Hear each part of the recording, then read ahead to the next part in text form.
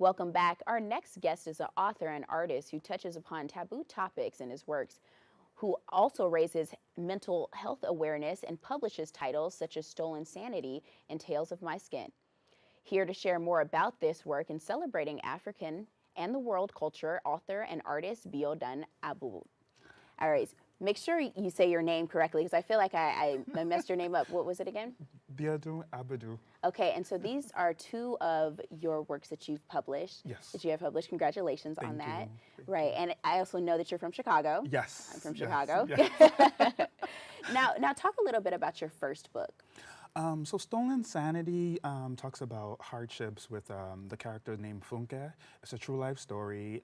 It gives you an insight on, topics as deep as rape, family neglect, religious topics as well that a lot of people don't want to speak about because, in most African countries, the pastor is always right. You have to do it the right way. We have to pray the stubbornness out of you.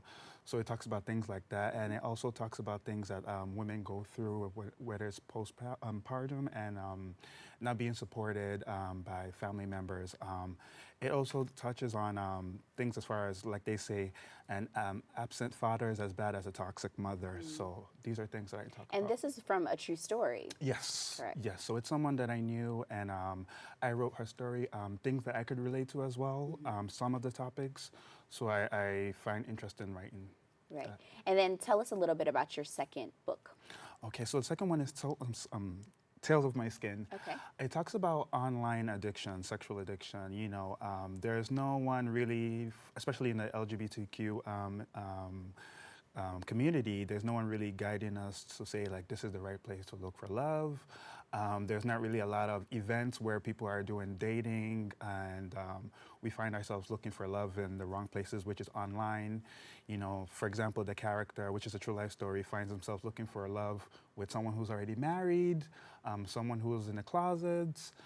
He finds himself looking for love, traveling across the country to someone who he's never met before, putting himself in danger. Why did you feel the importance to write these stories? There are also things that I've battled with myself. So the relation is there. I could relate to the person who the book was on. So I had passion. I was passionate about writing it. These are things that we don't really speak about.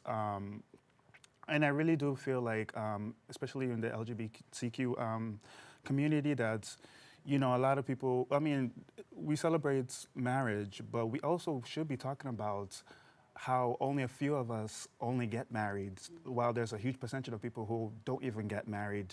They don't even know how to commit, and they don't even know where to start dating.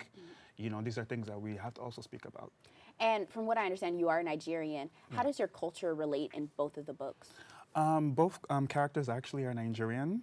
So being that I did my high school back there, I was able to experience some of the things that they faced.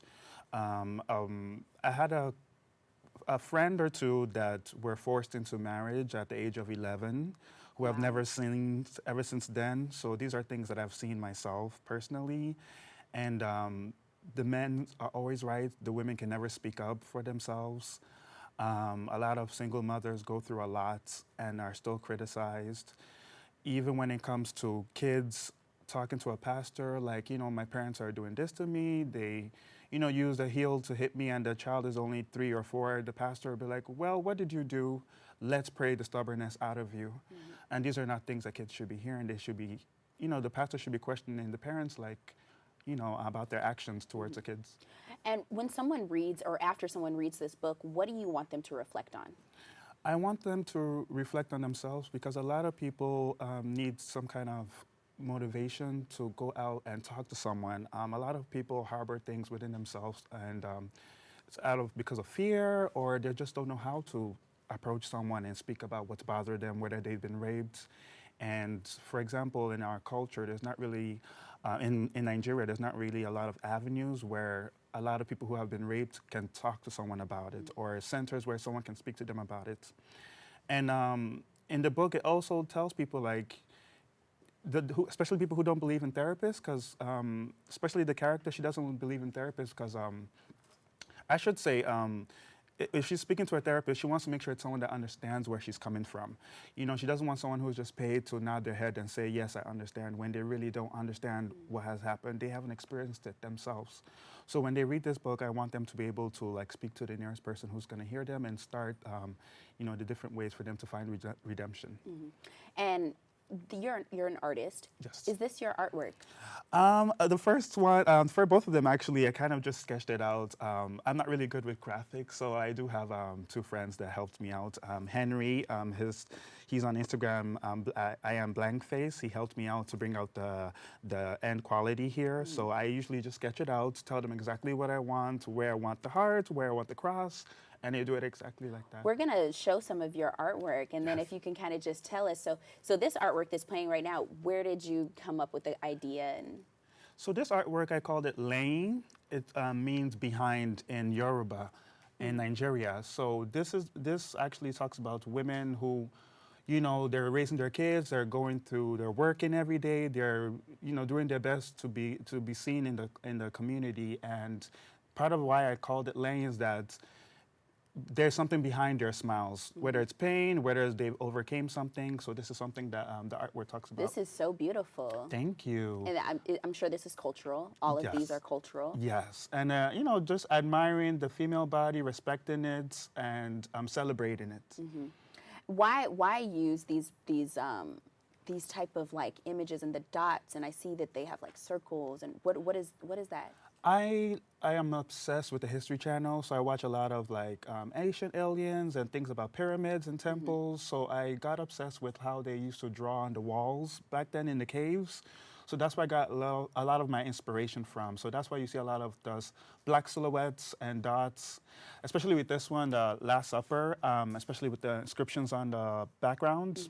So there's like the Egyptian hieroglyphics, and this is just paying homage to women. I feel like women are not really spoken about a lot, especially when it comes to the Bible individuals. You know, we hear about David, Joseph. We don't hear about a lot of women. So that's why I switched it up and made it her Last Supper. Wow. So please tell us where we can find you and what any events or upcoming tours or anything that you have coming up. I have a lot of book signings here and there. I speak a lot at colleges. The best way to keep updated with the events I do are on my Instagram, Biodun Abudu, or on my website. But mainly my Instagram, I update it on Facebook as well, and on Twitter, the same name, Biodun Abudu. My novels are on Amazon and also at Barnes & Nobles. All right. And so you can buy these on Amazon? Yes. All right. Yes. Well, I will definitely check it out. Thank you so Thank much you so for joining much. us. Thank you. To find out more about Biodun, to check out his recent work, visit his website at biodunabudu.com and follow Biodun Abudu on Instagram. Don't go anywhere. More open right after this.